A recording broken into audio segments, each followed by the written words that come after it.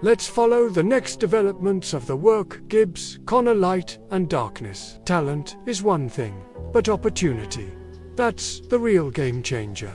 For a young man named Gibbs, that opportunity arrived on a pitch that looked impossibly green. This is Chapter 2, Scouted. The place was Elland Road's training ground. The air crackled with the sound of studded boots tearing at the turf and the sharp shouts of young hopefuls.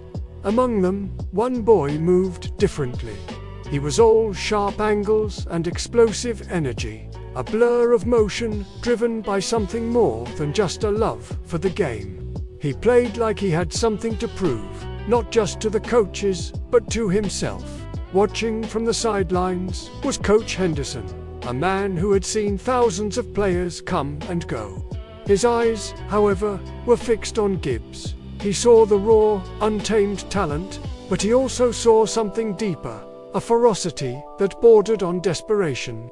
It was a hunger he recognized, the kind that separates the good from the great. After the session, as the other boys were catching their breath and laughing, Henderson pulled Gibbs aside.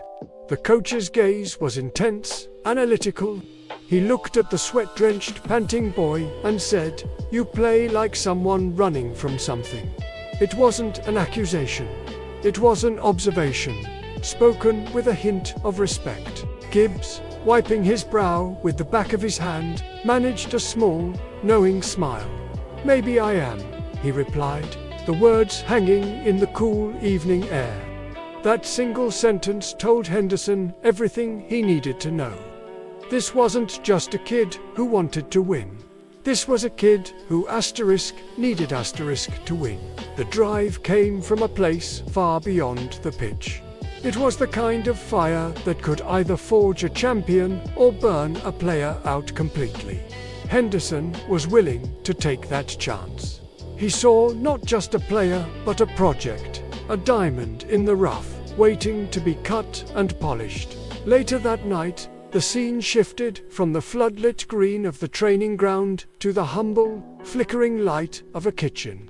The academy contract lay on the worn wooden table, a stark, professional document in a deeply personal space. It represented a doorway to a different world, a ticket out. As Gibbs picked up the pen, his hand steady, he could hear his mother crying quietly beside him. They weren't tears of sadness.